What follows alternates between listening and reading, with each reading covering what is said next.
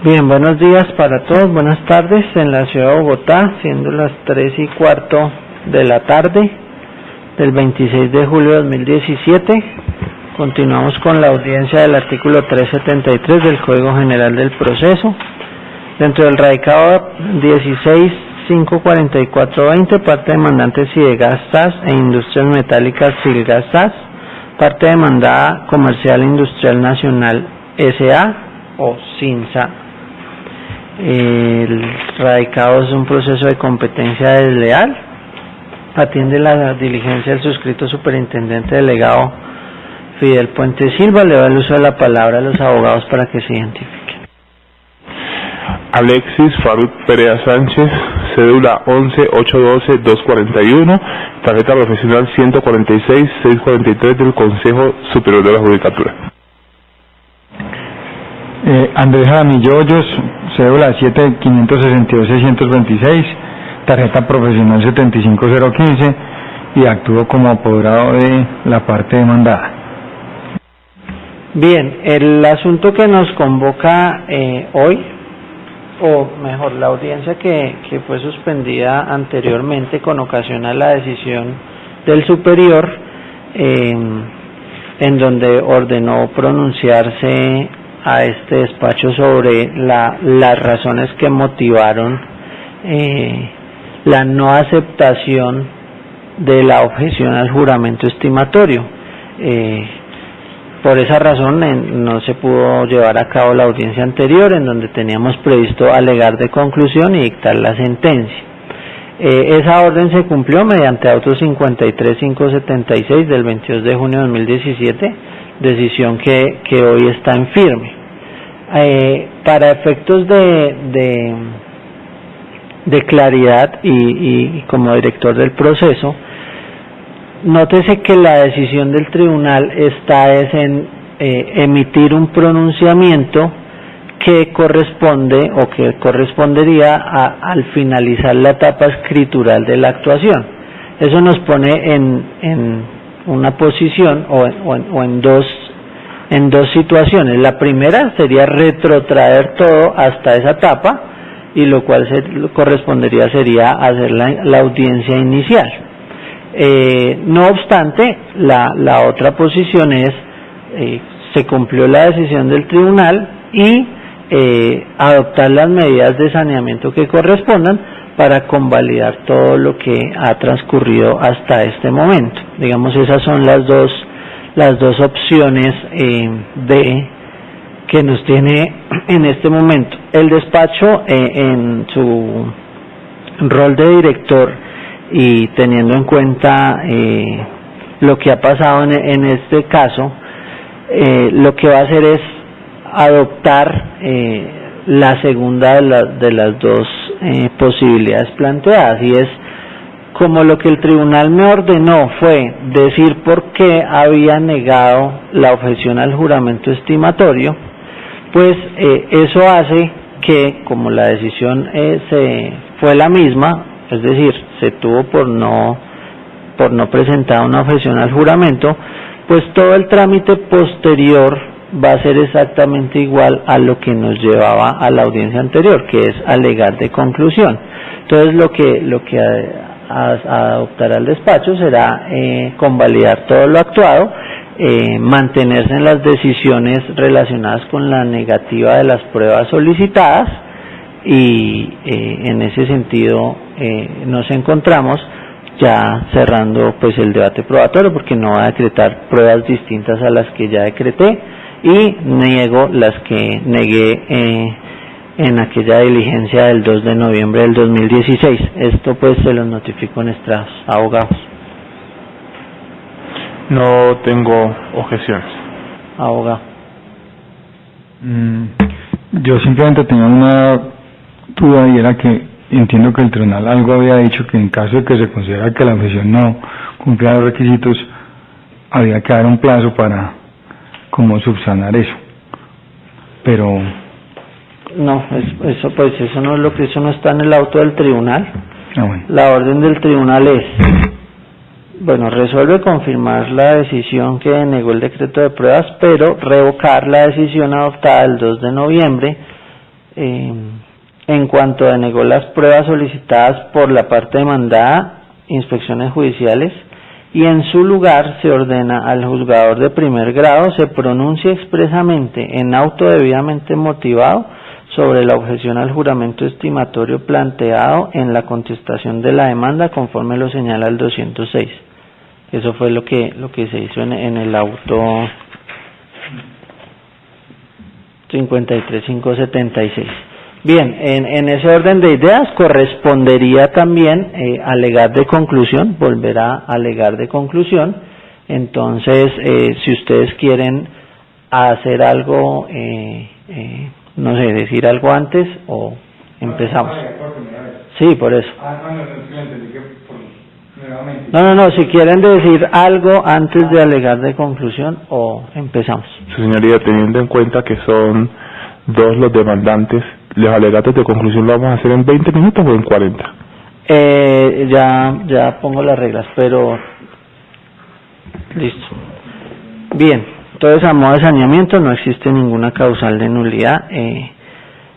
Para efectos de los alegatos de conclusión les voy a dar 15 minutos por parte, o pues por cada uno de los demandados, y pues usted en honor a la igualdad le daré 30 minutos. ¿Listo? Entonces,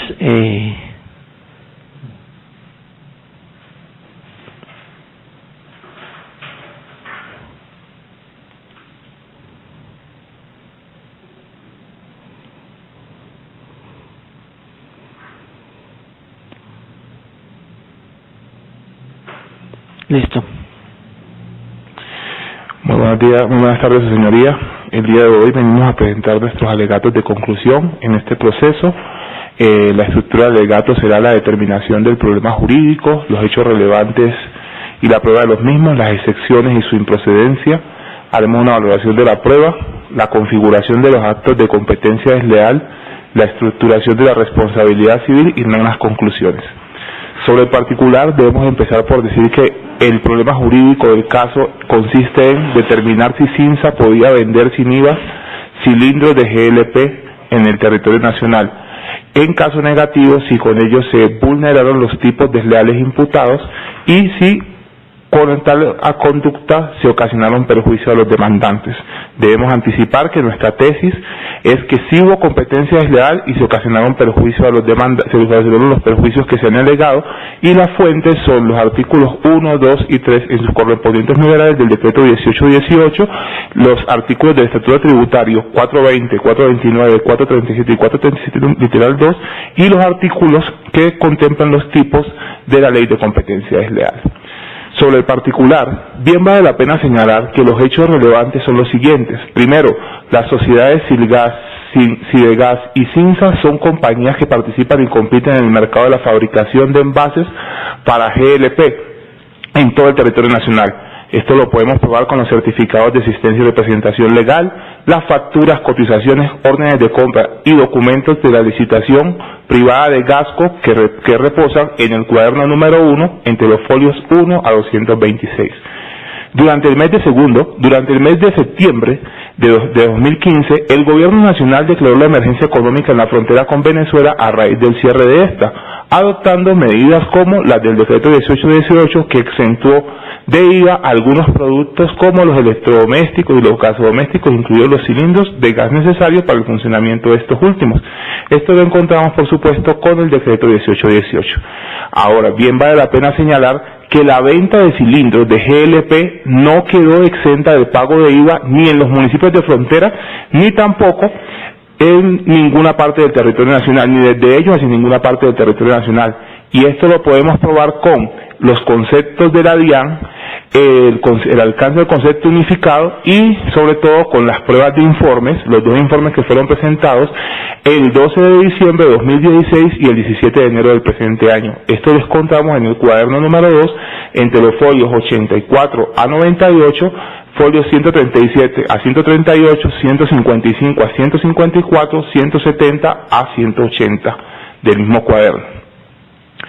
Igualmente, vale la pena señalar que a pesar de no estar exento de la venta de cilindros sin IVA, Cinsa ofreció durante el periodo de vigencia del decreto en el mercado cilindros sin el cobro de dicho impuesto, los cuales correspondieron a una venta, de los cuales pudo vender en total 55.681 cilindros, encontrándose de esta forma, según sus afirmaciones del representante legal, una venta del 65% de dichos cilindros a miembros de su propio grupo empresarial o empresas vinculadas y otro 35% a empresas no vinculadas.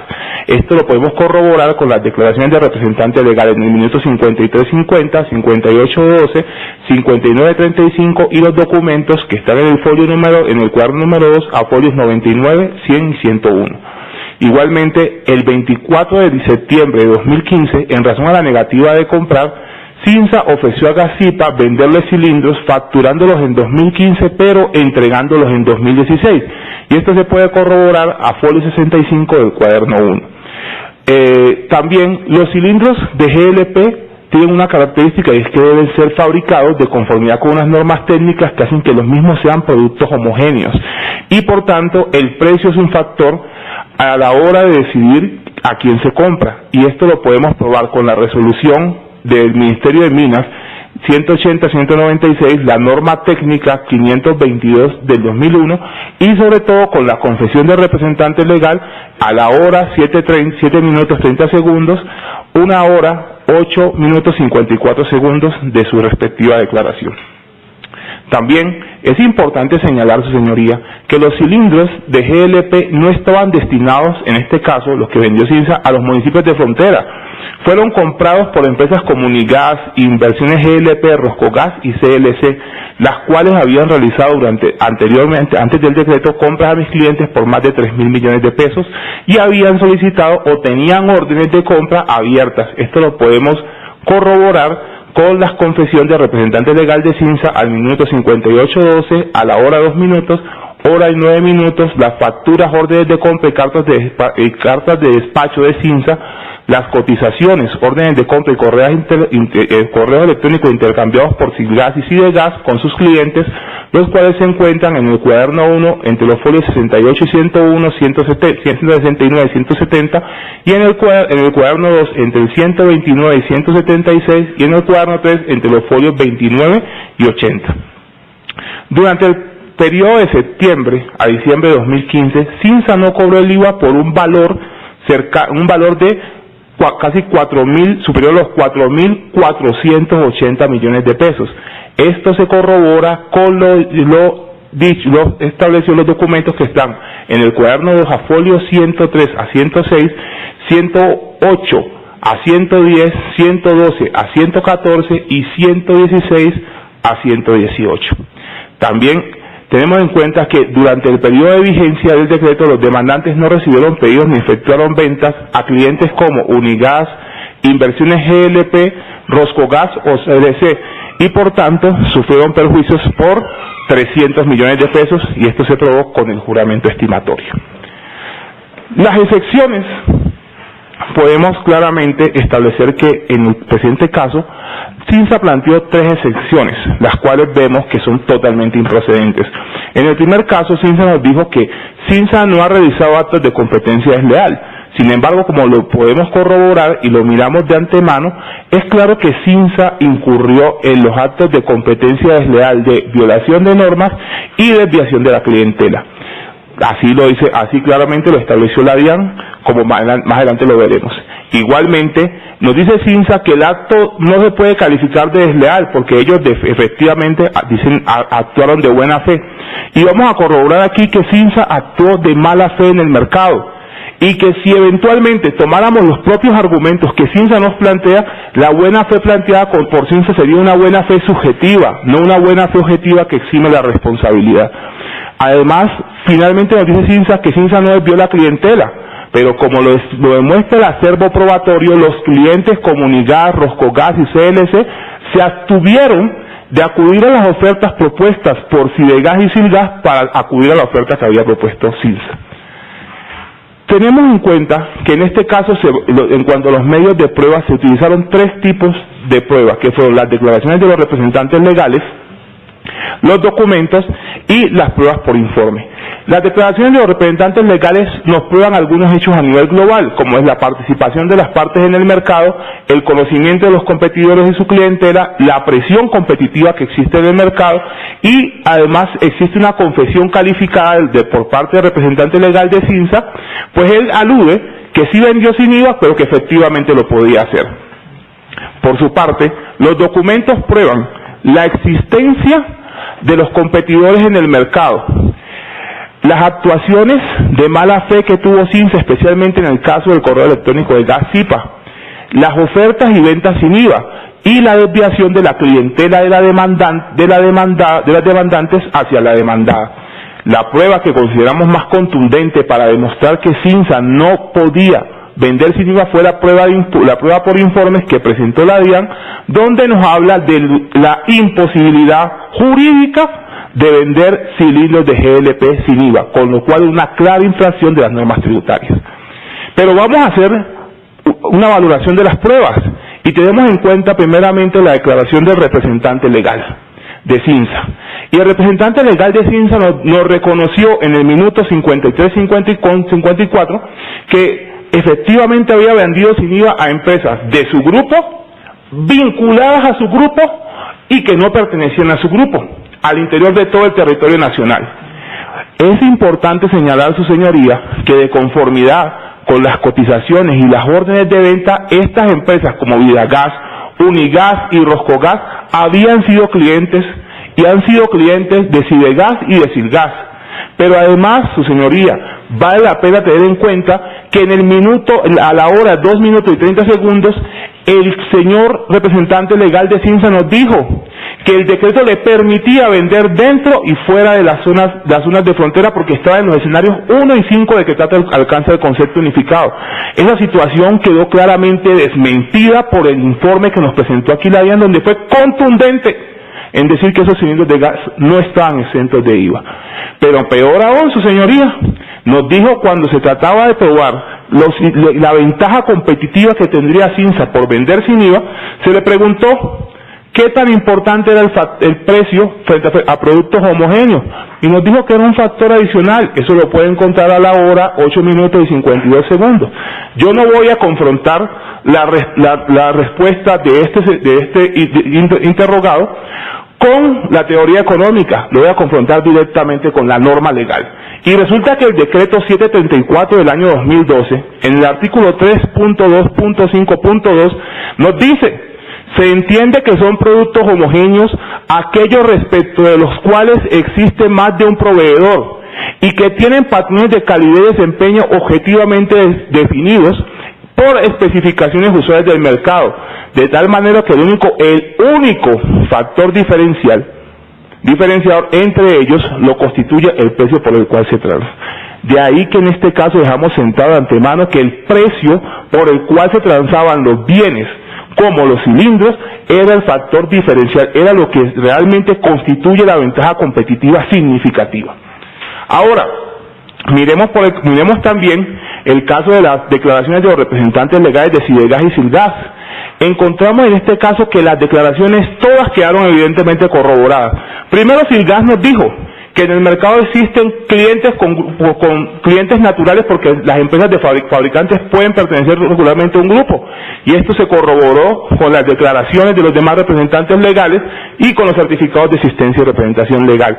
También nos dijo que para 2015 tenía expectativas de compra de CLC y de Unigas, y esto se corroboró, su señoría, con los documentos de venta de cilindros sin IVA, las órdenes de compra de CLC que reposan en el cuaderno 3, el folio 99, en el cuaderno 2, en los folios 130, 137, 174 y 176. Y también nos dijo categóricamente, es que Cinsa no podía vender sin IVA, porque la DIAN así lo había dicho, y en la prueba de informes esa declaración quedó perfectamente corroborada. Por su parte, el representante legal de Cibegas refirió que había tenido clientes como Unigas, como Vidagas y Roscogas, y esto quedó corroborado en el cuaderno 1 entre los folios 68 a 101. También nos dijo que había clientes que le habían dicho que Cinsa estaba diciendo que podían facturarle en 2015 para ser entregados en 2016. Y esto se corroboró con el documento que aparece a folio 65 del cuaderno 1, como lo veremos adelante, donde Cinsa le hace una contestación a la empresa Gasipa. También nos dijo que Unigas es un cliente de su competidor que es Sidegas, y esto también se pudo corroborar en el cuaderno 2 en los folios 174 y 176. En cuanto a los documentos también se utilizaron 5 tipos de documentos. Los documentos fueron los certificados de existencia y representación legal, que prueban que efectivamente las despensas que están en el litigio existen y que tienen el mismo objeto social. También se probó con algunos certificados la existencia de la clientela. También las órdenes de compra, cotizaciones y ofertas y correos de Sidegas y Silgas con sus compradores dan prueba de la existencia de una clientela y de su participación en el mercado. Los estados financieros, facturas y otros documentos comerciales de Cinsa nos prueban que participan en el mercado, que no cobraron IVA durante el periodo entre septiembre y diciembre de 2015 y que despacharon efectivamente fuera de los municipios de la frontera.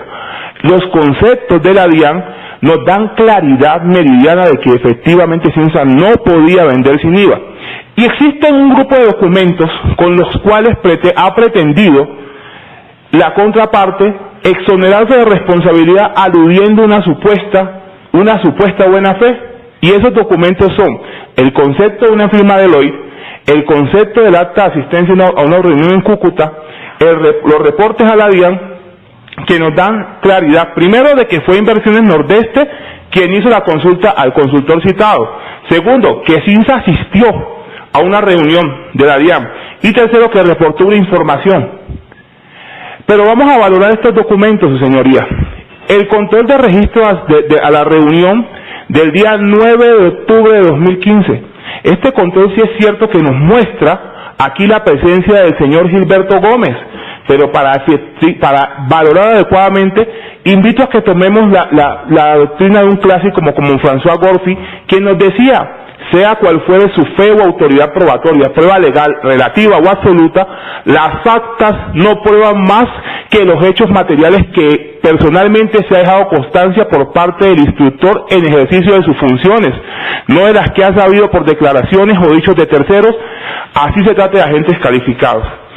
Y su señoría, queda claro que lo único que nos prueba esta acta es de que fueron una reunión. Ahí no hay evidencia, ni de que se haya preguntado por cilindros, ni de que se haya referido a dónde podían y no podían vender, absolutamente nada de eso. Entonces, solamente está la prueba de que asistieron a una reunión y ya.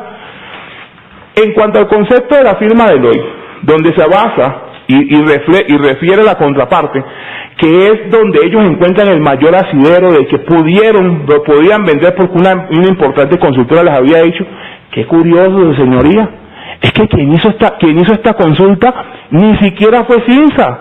Claramente esta consulta la hizo Inversiones del Nordeste.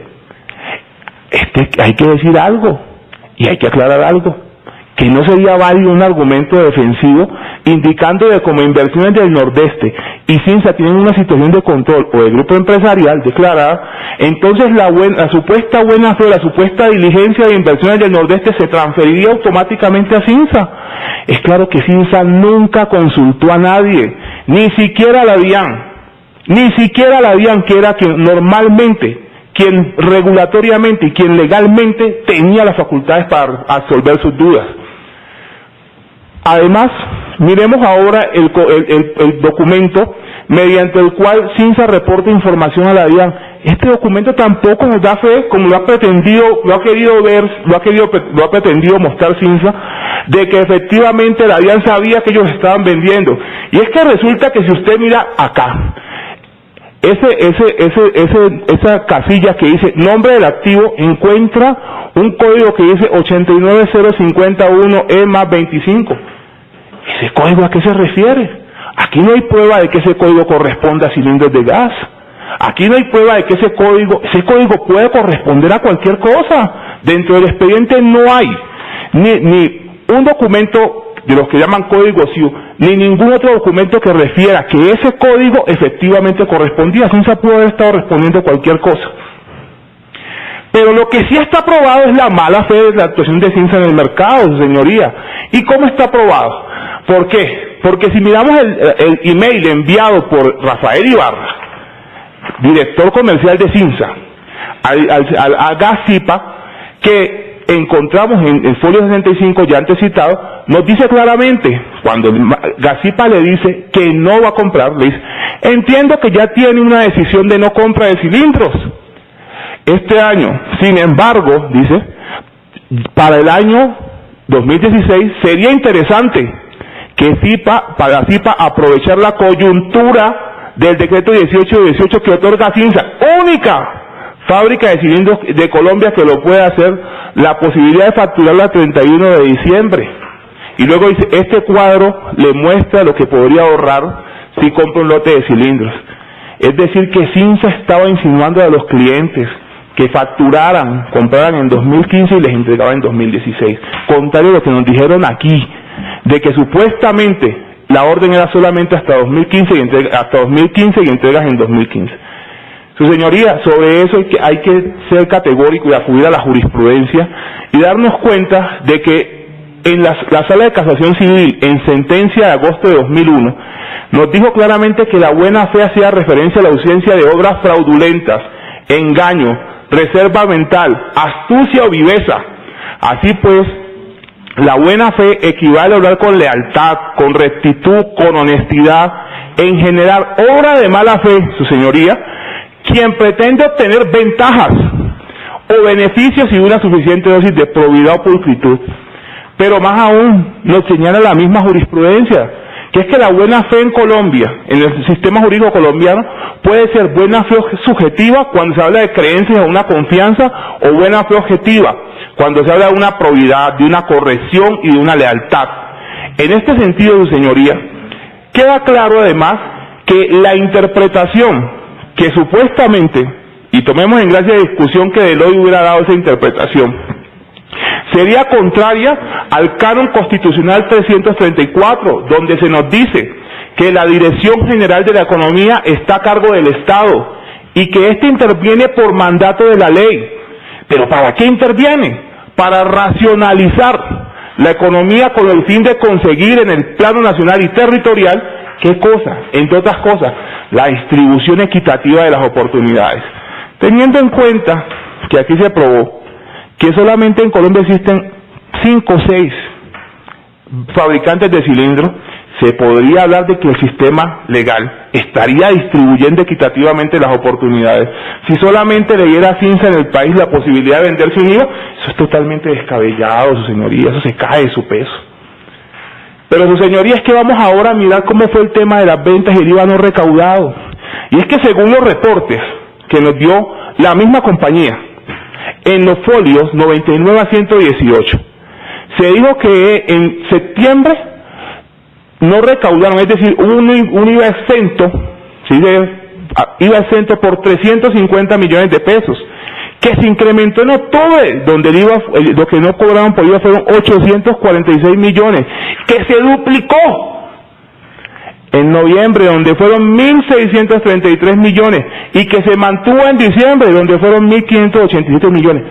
4.818 millones de pesos se ahorraron los clientes. Vamos a decir que eso no es una cifra lo suficientemente importante como para que yo opte por uno y no por otra oferta. Y ahora, como último, en cuanto a la valoración de los medios de prueba, su señoría, es claro que la prueba de informes fue contundente y nos dijo que nos dijo la DIAN que no se podía vender cilindros del GLP en ninguna parte del territorio nacional, ni desde ninguna parte. Y esto nos lo dijo en el informe de diciembre y nos lo ratificó en el informe de enero. Y si además a esto le adicionamos a esta prueba los conceptos que ya conocíamos de la DIAN, podemos decir, su señoría, que es que no fue una, ni fueron dos, fueron 3 las ocasiones en las que la DIAN consolidó su doctrina diciéndonos claramente que no podían vender sin IVA, y aún así piensa Cinsa alegar una buena fe. Su señoría, ya para ir finalizando, en cuanto a la configuración de los actos de competencia desleal, es claro que aquí existe una violación de normas. ¿Por qué? Porque se han violado las normas del decreto 1818 y las del estatuto tributario. Es claro que existió una ventaja competitiva porque se trataba de productos homogéneos donde la ley dice que el precio es el diferenciador. Vender sin IVA es una ventaja competitiva. Ahora, si miramos la tarifa del año 2016, del año 2015, es claro que la tarifa era del 16%, y eso es una tarifa significativa, como lo pudimos evidenciar. Pero vámonos al segundo tipo, que es la desviación de la clientela, su señoría. Y es que, su señoría, cabe resaltar, según lo dice la jurisprudencia de esta entidad, que la desviación de la clientela configurada en el artículo 10, en el artículo 8, tendrá lugar cuando se logre comprobar que la clientela se abstuvo de acudir a la oferta mercantil de la demandante como consecuencia del comportamiento desplegado por la demandada y correlativo a lo anterior, que esa conducta sea contraria a las buenas costumbres, a los usos honestos en el mercado. Además, esta jurisprudencia también nos ha dicho, la jurisprudencia de esta entidad también nos ha dicho, que no es necesario que efectivamente se logre desviar la clientela, sino que se tenga por objeto y que haya una idoneidad de los comportamientos para efectivamente desviar la clientela. Y vamos a mirar cómo se tipifica esta conducta. En el caso concreto, encontramos que están probados todos los elementos. Primero, existía una clientela, y descartemos los clientes naturales. Unigas, Inversiones GLP, Rosco Gas, eran la clientela. Además de eso, hubo una abstención de acudir a la oferta de mis clientes. Estas empresas se fueron a comprar a Cinsa. La consecuencia, claramente las ventas que Cinsa hizo a estos clientes que normalmente no hubieran comprado. Pero además, la conducta es claramente contraria a las sanas costumbres, pues vender sin IVA no es una costumbre adecuada en el mercado, ni es un uso honesto ofrecer ese tipo de ventaja, hacer ese tipo de ventaja. La prohibición general al final del día, es claro que la prohibición general también resulta vulnerada. ¿Y por qué? Porque el ofrecimiento sin IVA se hizo en el mercado con la finalidad de ganar clientes, porque se violó el principio de la buena fe. Pues pese a que sabían, porque los documentos y los conceptos fueron de público conocimiento, que no podían vender sin IVA, Cinsa lo hizo. Pero además de eso, la demandada se adjudicó una ventaja que no tenía, actuó de mala fe, y con lo cual afectó el funcionamiento concurrencial del mercado. En torno a la responsabilidad civil, su señoría, es pertinente señalar que existe, para que haya responsabilidad civil en Colombia, como lo sabemos, debe haber una conducta culposa o dolosa, y en este caso se probó. Cinsa ofreció y vendió cilindros sin IVA, con lo cual compitió deslealmente con mis clientes, pero además hubo un daño, que fue la pérdida de oportunidad de las demandantes para realizar ventas a sus clientes, y eso lo tenemos que corroborar con la factura, las cotizaciones y los correos. Más aún, el nexo causal, y está claramente probado que los clientes no le compraron así de gas y Acilgas en virtud de que era mucho más barato comprar la Cinsa. Es importante señalar que, de conformidad con la jurisprudencia del Consejo de Estado de abril 5 de 2017 de este año, para que haya daño por pérdida de oportunidad deben concurrir 3 requisitos. Primero, la falta de certeza o aleatoriedad del resultado esperado. Es claro que aquí está la prueba de que los clientes habían cotizado cilindros a mis clientes, a los accionantes. La certeza de la existencia de una oportunidad, y esa certeza la alcanzamos porque ya esos clientes le habían comprado con anterioridad a Acilgas y a Cidegas. Y tercero, la certeza de que la posibilidad de adquirir el beneficio o evitar el perjuicio se extinguió de manera irreversible para el patrimonio de la víctima. Es claro que aquí se probó que los clientes no le compraron a mis mandantes al enterarse de las ofertas de Cinsa. También, finalmente, su señoría, debemos decir que en el caso concreto existió un perjuicio del cual ya hemos hablado y que se ha demostrado, y que además su cuantía también se probó mediante el juramento estimatorio. Pero yo me pregunto, señoría, y más allá del tema de la mera competencia desleal, ¿qué se había podido pagar con ese IVA que Cinsa inadecuadamente no cobró? Yo me imagino, y lo pongo de presente, habría muchos alimentos que pudieron haber sido llevados a los niños del Pacífico. ¿Cuántos niños indígenas no hubieran podido recibir la respectiva escolarización? ¿O cuántos ancianos en Bogotá se quedaron sin medicamentos porque esta importante cifra no le llegó al gobierno? En conclusión, su señoría, podemos concluir que Cinsa ofreció y vendió cilindros de GLP sin IVA entre septiembre y diciembre de 2015, dejando de cobrar más de 4.000 millones de pesos de ese impuesto. Con lo anterior, es claro que compitió deslealmente con Silgas y Sidegas, pues violó normas tributarias, obteniendo frente a sus competidores una ventaja competitiva significativa y desviando la clientela. Y finalmente, su señoría, es contundente que Cinsa le causó un perjuicio de 300 millones de pesos a los demandantes. Muchas gracias.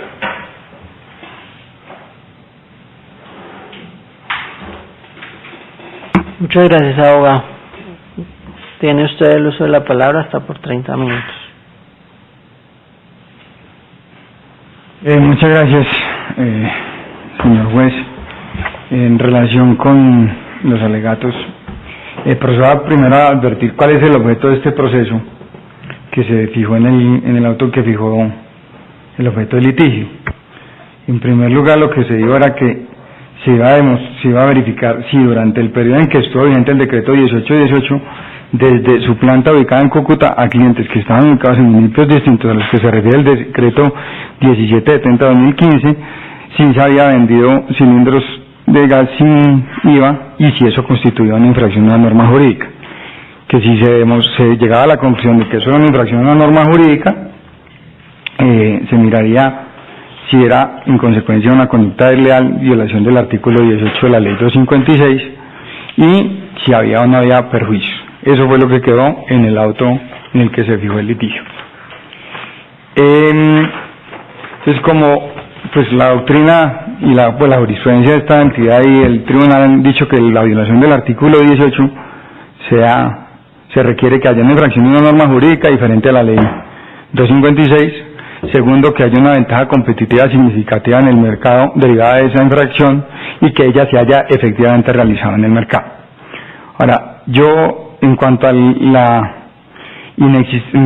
infracción del decreto 1818 del 2015, como dije, en la fijación del litigio lo que se dijo era que se iba a verificar si las ventas por fuera del territorio de la zona de influencia eran o no eran una violación del decreto 18. Sin embargo, pues la parte demandante ha dicho que es que también la venta de cilindros sin gas o para gas es o no estaban o no exentos en virtud del decreto 1818.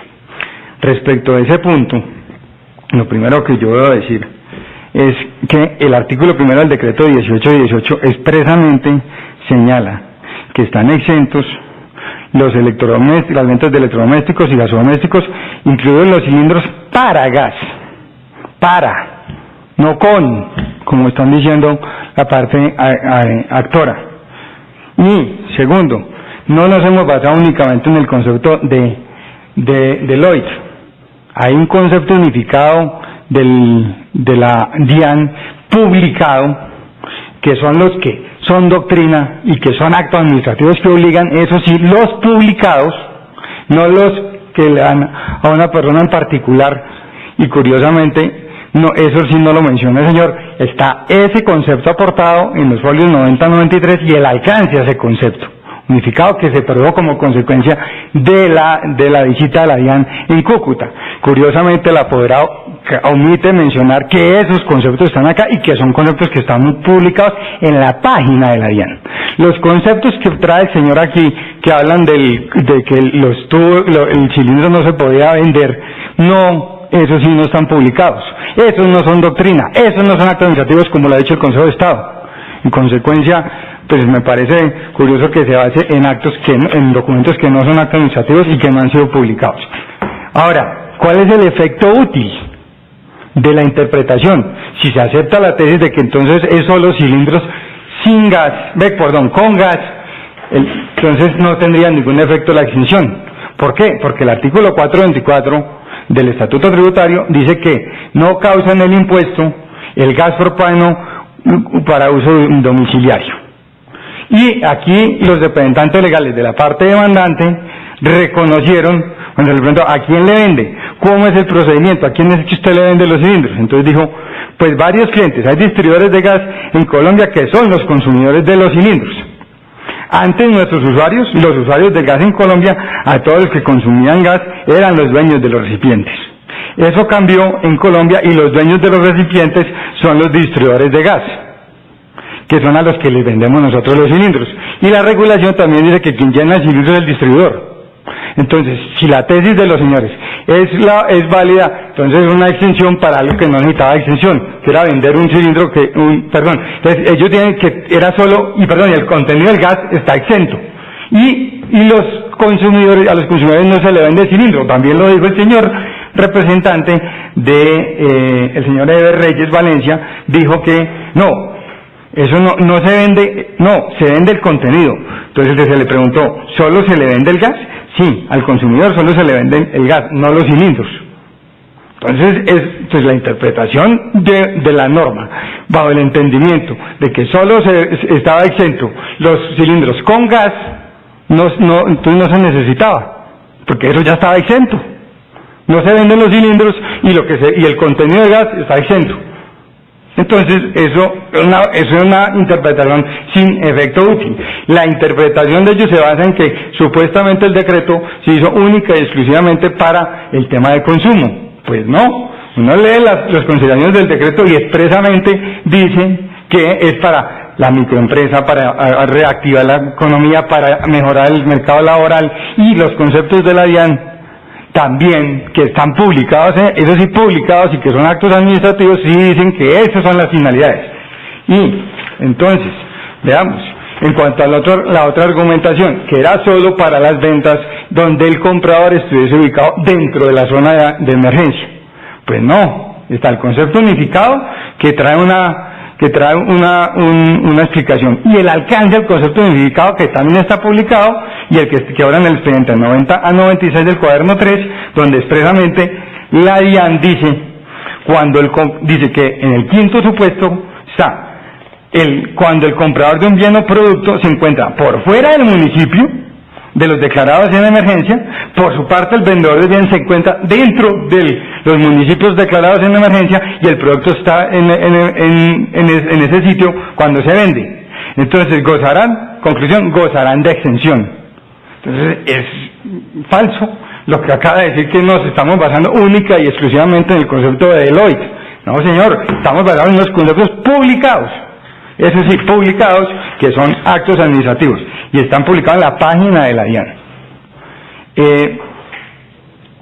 De hecho, en uno de esos conceptos publicados en la página de la DIAN, en el concepto 037-110 del 31 de diciembre de 2015, y dice expresamente, por lo tanto, la DIAN dice, por tanto, resulta nugatorio afirmar que la exención del impuesto sobre las ventas IVA solamente opera en el supuesto cuando el comprador de un bien o producto se encuentra en uno de los municipios declarados en emergencia por el decreto 1770. ¿Por qué dice? Entonces son ventas entre los que están fregados. Los que estamos tratando de solucionar un problema de emergencia económica. Y entonces no vamos a hacer exención para que se beneficien para operaciones entre los que están están en una situación de emergencia. Dice la misma DIAN, la razón es esa, tiene que poderse de esas zonas vender a otro lado con exención. Lo dice expresamente el concepto de la DIAN. Y como dice el señor, también hay un concepto de Deloitte donde concluye expresamente que no hay duda alguna que a la venta de cilindros, que las ventas de cilindros de gas efectuadas por la compañía en favor de personas no ubicadas en Cúcuta le es extensible la exención del pago del IVA. Entonces no es una conducta no racional, no consultada, no, por el contrario, fue una decisión consultada con la autoridad y con los revisores fiscales. Y le leo la parte considerativa para que vean que no es del mismo decreto, para que vean que no es con el propósito de beneficiar única y exclusivamente a los consumidores. Concluye que todo lo anterior se traducirá en una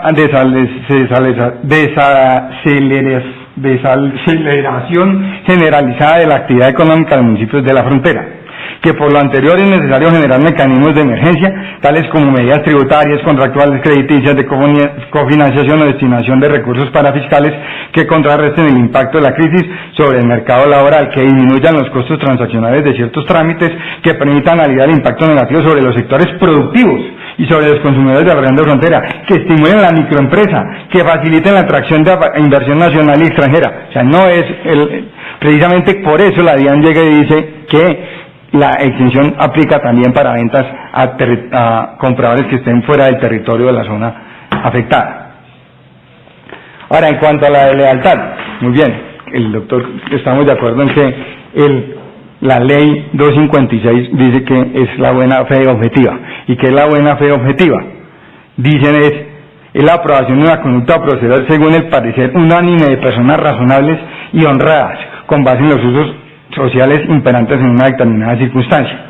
El parágrafo del artículo 57 del decreto 2117 del 92 establece que los conceptos emitidos por la subdirección jurídica sobre la interpretación y aplicación de las leyes tributarias de la DIAN que sean publicados constituyen interpretación oficial. Esos son los que están. Y el Consejo de Estado en varias sentencias ha aceptado demandas contra esos conceptos porque dice que esos sí son actos administrativos y que por eso son demandables. Y en consecuencia, esos son los publicados, son los que están ahí en los folios 90-93. Los que el señor hace y preguntaron, esos no fueron publicados. Esos no fueron actos administrativos publicados. Por lo tanto, CINSA actuó como actúa un comerciante puesto en las mismas circunstancias, de acuerdo con conceptos de la autoridad, de acuerdo con la interpretación que le ha dado la autoridad, y pues es la manera lógica en la que había actuado. Entonces no actuó de mala fe. La prueba de una ventaja competitiva en el mercado. Primero, aquí no se ha demostrado cuál fue la oferta que presentó CINSA, cuál fue el precio que ofertó exactamente, cuáles son las otras empresas que ofertaron en estos procesos o hicieron las compras.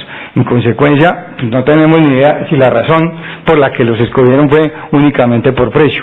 Sí, hay normas técnicas, estamos de acuerdo, pero las normas técnicas lo que hablan es que son los mínimos requeridos. Y eso no quiere decir que uno no pueda tener unas condiciones especiales. Además, pueden haber muchas razones por las cuales una empresa escoge el producto: por facilidades de entrega, por rapidez, por plazos de pago, por precio, por muchas otras cosas. No solo es el precio la única cuestión que debe tener en cuenta una compañía. Aquí no se ha demostrado por qué razón finalmente compraron estos o no le compraron. Ni siquiera tenemos claro si presentaron oferta, a qué precio fue que lo presentaron. Nada, no tenemos esa dato. Entonces no sabemos siquiera si se hizo efectiva o no, si efectivamente trasladó todo el precio o el beneficio de precio, o le subió una parte del precio y en consecuencia no lo trasladó. No sabemos. Y ahí sí quiero advertir, el decreto que cita el doctor de lo que es un producto homogéneo es para temas de contratación estatal. Y eso es para decir en qué caso se puede hacer compra por condiciones técnicas uniformes. Eso es un decreto de contratación estatal.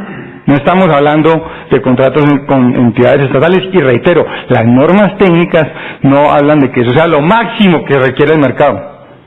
Es lo mínimo que le pide el mercado. Entonces no sabemos si las condiciones técnicas sean realmente uniformes. Y en cuanto a los perjuicios, yo pues he insistido mucho y ya pues lo he dicho, y hay unas sentencias del tribunal que he citado en algunos de los memoriales donde claramente el Tribunal Superior de Bogotá ha manifestado que un juramento estimatorio como el que había en este proceso no puede producir los efectos de los que habla el 206. Y en ese caso el tribunal dijo expresamente la figura del juramento estimatorio no fue debidamente aplicada desde su génesis, la cual impide que sin la reunión de sus presupuestos básicos se diera lugar a los principales efectos, a saber, acreditación a favor del demandante de los perjuicios que estructuraron el daño. Y cuando analizaba el juramento estimatorio advertía que, dice lo siguiente, En el subexamen, en el acápite destinado al juramento estimatorio, simplemente se expone una cifra genérica, que para indagar por su sentido corresponde acercarse a los hechos 4 y 5 del apartado destinado al supuesto fáctico, donde tampoco se encuentra ninguna exposición de las razones que sustentan el monto de la pretensión, ni discriminación coherente con la naturaleza de los perjuicios cuya reparación se reclama, en tanto que allí escasamente se enlista una serie de conceptos y cifras. Aunque en apariencia, en la numeración de cifras, listas, clasificaciones y saldos, aquí no hay sino cifras en este juramento, ni siquiera hay listas, no hay costos, no hay números de cilindros con base en los cuales se hizo la estimación, nada de eso, podría suponer la satisfacción de los requisitos de razonabilidad y discriminación. Lo cierto es que dicho ejercicio es superfluo y en ningún momento da cuenta fundada del origen de las cifras. O sea, no sabemos de dónde salieron los 300 millones. Usted dice, oye, ¿cuáles serían los costos que tuvieron en cuenta para llegar a la utilidad? ¿Cuántos son los tubos, la cantidad de cilindros que están considerando que se vendieron? No tenemos ni idea, nadie sabe eso. Entonces, el tribunal ya ha dicho que ese tipo de juramentos no puede producir los efectos del artículo 206. Pero es que adicionalmente, pensemos, como dijo el señor, aquí lo que él dijo es que era una pérdida de chance o la pérdida de una oportunidad. En consecuencia, ha debido demostrar la probabilidad de que si le hubieran dado esos contratos a ellos. Aquí los señores demandantes, los representantes legales, reconocieron en sus declaraciones que había empresas a las que supuestamente les harían ventas a las que nunca les habían vendido, porque eran empresas del mismo grupo al que pertenece Cinsa, y que la regla era que esas empresas siempre le compraban a las empresas de sus mismos grupos, ¿no es cierto? Dijeron, y también en cuanto a la licitación internacional, está en el expediente demostrado con los folios 14 a 28 del cuaderno 2, que lo que Cinsa le vendió y lo que le licitó en esa licitación fue con posterioridad a la vigencia del decreto y se incluyó IVA, y los despachos hicieron con posterioridad. Entonces no tiene nada que ver eso de Vidagas, Gasco, Gasco GLP SA y Gasco SA. Y entonces veamos, y ellos mismos manifestaron, dijeron cosas como: hay otros clientes en Colombia que yo no atiendo, pero sí los atiende la empresa que está conmigo en este proceso, pero es así que jamás nosotros hemos hecho oferta a esos clientes, porque son los clientes naturales de ellos, que respetamos, porque son los clientes de inclusive socios, en este caso ni a los socios nuestros se olvidaron de hacerle oferta. Usted habló que la empresa que usted representa como que pertenece también a un grupo, puede indicarnos a qué empresas son las de ese grupo, y entonces dijo que eran Rayogas y Tlecla. El despacho empezó a preguntarle sobre las ventas a Rayogas. Entonces, Rayogas no le compró usted cilindros. Usted dice que Rayogas, el gerente general Luis Foes Montañez, le dijo que le habían ofrecido a Rayogas productos sin IVA. Sí, correcto. ¿Y Rayogas le compró a la demandada? No lo sé, creo que no. Pregunta, no qué, o sea, no le compró. ¿A quién le compró? Sí, le compró, me sigue comprando a mí. Pregunta, ¿Rayogas? Sí, Rayogas. O sea, ellos mismos reconocen que de las empresas que mencionaban, como con las que supuestamente les habían quitado los clientes, no les compraron a Cinsa, sino que le compraron a ellos porque eran de sus mismos grupos. ¿Y Gasipa le compró a quién? Gasipa la mayoría de las veces nos había comprado a nosotros porque son accionistas nuestros. En consecuencia, esto no hay ningún soporte del perjuicio, no tenemos ni idea si es cierto o no es cierto que ellos hubieran sido los que se hubieran ganado esos contratos, porque además está reconocido por el señor John Enrique Acero Arias, representante de Silgas, que aquí hay más participantes en el mercado, pero los únicos que podían participar en esos procesos eran Cinsa, Sidegas y Silgas. Pregunté yo. Respuesta: no, me imagino que en un proceso de mercado, me imagino yo que, digamos, podríamos participar los 6 jugadores que existen en Colombia. Entonces, ¿cuál es la probabilidad de que se hubieran ganado? No sabemos. O sea, si fuera cierto que el único factor fue el precio. Primero, no demostró qué precio propuso Cinsa, ni qué fue el precio que propusieron los señores. Pero adicionalmente, tampoco ha demostrado que ellos eran los segundos en precio. Tampoco ha demostrado si fue el único criterio que tenía el cliente en la cabeza para definir si le compraba a X o a Y. Entonces, no hay prueba de la probabilidad, que es el requisito para la pérdida del chance de oportunidad. Si no está probada la probabilidad, entonces ¿cómo va al juez a poder decir, oiga, entonces si de estos tubos, de estos cilindros que se vendieron, tantos los hubiese vendido al señor Cinza y tantos a Silgas y tanto a Sidegas? No tenemos ni idea. ¿Por qué? Porque no sabemos si siquiera quedaron de segundos en precio. Si participaron más agentes en esos procesos y les hicieron otras cotizaciones y había uno que estuviera más barato. Si fue el único o no el único criterio que tuvo en cuenta ese cliente para tomar la decisión de comprarle a Cinza o no. En consecuencia, yo considero que no hay prueba de ningún perjuicio.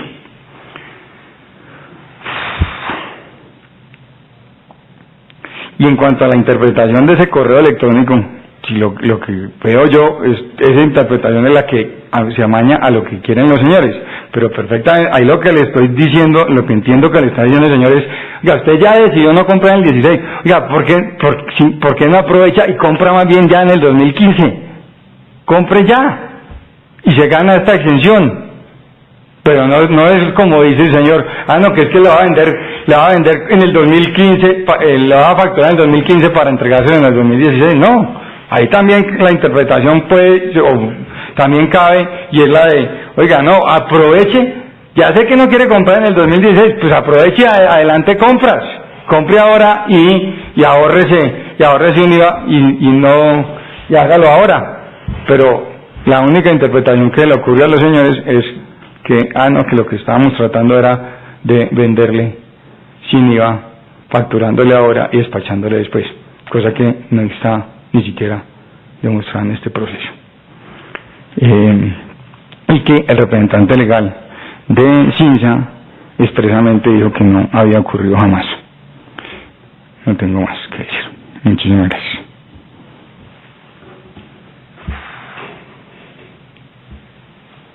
Bien, muchas gracias. Suspendemos media hora para dictar el fallo.